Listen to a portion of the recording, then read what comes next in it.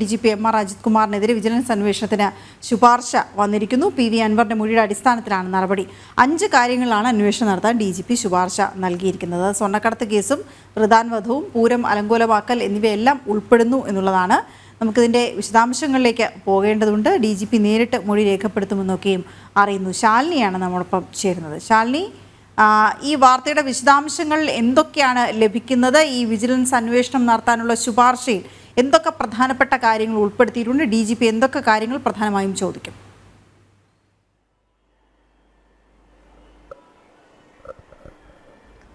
വീണ, തുടക്കം മുതൽ PV അൻവർ എൻവെല്ലെ ആരോപിക്കുന്ന ഒരു പേര് MR അജിത് കുമാറിൻ്റെതാണ്. MR അജിത് കുമാറുമായി ബന്ധപ്പെട്ട് നടക്കുന്ന ചില സാമ്പത്തിക ഇടപാടുകൾ, ചില നിർണായകമായിട്ടുള്ള കേസുകളിൽ അദ്ദേഹത്തിന്റെ ഇടപെടലുകൾ അടക്കമുള്ള കാര്യങ്ങളിൽ അന്വേഷണം കൃത്യമായി വരണം. ഒപ്പം തന്നെ ക്രമസമാധാന ചുമതലയുള്ള ADGPയുടെ സ്ഥാനത്ത് നിന്ന് അദ്ദേഹത്തിനെ മാറ്റി നിർത്തിക്കൊണ്ട് അന്വേഷണം നടക്കണമെന്നൊക്കെയാണ് PV അൻവർ ഉന്നയിച്ചിട്ടുള്ളത്. ഈ വിഷയങ്ങളിലാണ് DGPയുടെ നേതൃത്വത്തിൽ ഉന്നത പോലീസ് സംഘം അന്വേഷണം ആരംഭിച്ചിട്ടുമുള്ളത്.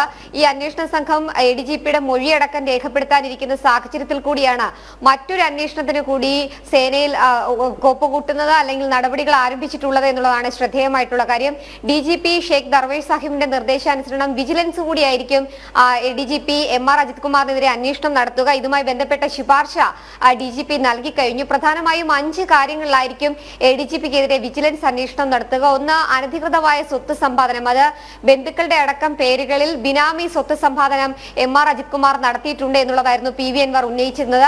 ഇക്കാര്യത്തിൽ വ്യക്തമായ ഒരു അന്വേഷണം വിജിലൻസിന്റെ ഭാഗത്ത് നിന്ന് ഉണ്ടാകും. കൂടാതെ റിധാൻ വധം അടക്കമുള്ള കേസുകളിൽ MR അജിത് കുമാർ ഇടപെട്ടിട്ടുണ്ട്, സോളാർ കേസിൽ MR അജിത് കുമാർ ഇടപെട്ടിട്ടുണ്ട് എന്നുള്ള ആരോപണങ്ങൾ PV അൻവർ MLAയുടെ ഭാഗത്ത് നിന്നുണ്ട്. സ്വാഭാവികമായും ഇക്കാര്യങ്ങളിലും വിജിലൻസ് കൃത്യമായ ഒരു അന്വേഷണം നടത്തുമെന്നുള്ളതാണ് ഈ ശുപാർശയിൽ നിന്നും നമുക്ക് മനസ്സിലാക്കാൻ സാധിക്കുന്നത്. കൂടാതെ തൃശൂർ പൂരം അലങ്കോലപ്പെടുത്താൻ ചില ഇടപെടലുകൾ MR അജിത് കുമാറിന്റെ ഭാഗത്ത് നിന്ന് വന്നിട്ടുണ്ട്. പ്രത്യേകിച്ച് ക്രമസമാധാന ചുമതലയുള്ള ഉന്നത പോലീസ് ഉദ്യോഗസ്ഥനാണ്, ADGPയാണ്. അദ്ദേഹം അത്തരത്തിലൊരു വഴിവിട്ട ഇടപാട് ഈ ഒരു വിഷയത്തിൽ നടത്തിയിട്ടുണ്ട് എന്നുള്ളൊരു ആരോപണം ഉയർന്നു വന്നിരുന്നു.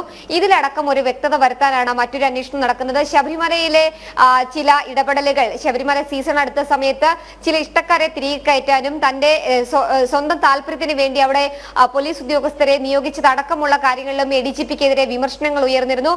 അതടക്കമുള്ള പരാമർശങ്ങളിലും അന്വേഷണം നടക്കുമെന്നുള്ളതാണ് നമ്മൾ മനസ്സിലാക്കുന്നത്. എന്തായാലും ഇതുമായി ബന്ധപ്പെട്ട ഈ 5 കാര്യങ്ങളിൽ അന്വേഷണം നടത്താനുള്ള നിർദ്ദേശം DGPയുടെ ഭാഗത്ത് നിന്ന് വന്നിരിക്കുകയാണ്. DGPയുടെ ശുപാർശ വിജിലൻസ് മേധാവിക്ക് നൽകും. അതിന് പിന്നാലെയായിരിക്കും വിജിലൻസ് ഈ കേസ് ഏറ്റെടുത്തുകൊണ്ട് അല്ലെങ്കിൽ നടപടികൾ ആരംഭിക്കുക എന്നുള്ളതാണ് നമ്മൾ മനസ്സിലാക്കുന്നത്. പ്രത്യേകിച്ച് ഈ സാമ്പത്തിക കുറ്റകൃത്യം അല്ലെങ്കിൽ സാമ്പത്തിക ആരോപണങ്ങൾ ആയതിനാൽ തന്നെ ഒരു പ്രത്യേക അന്വേഷണ സംഘത്തിന് അത് അന്വേഷിക്കാൻ പറ്റില്ല. സ്വാഭാവികമായി അത് വിജിലൻസിന്റെ പരിധിയിലാണ് വരുന്നത്.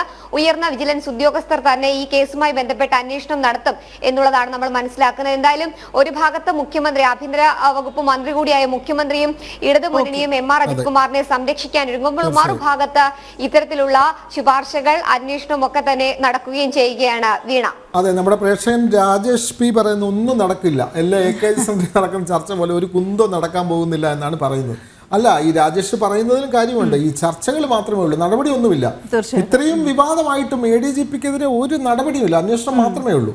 ഇത് UDF ആയിരുന്നു ഇവിടെ ഭരിക്കുന്നെങ്കിൽ എന്തായിരുന്നു അല്ലേ പിവിലെ?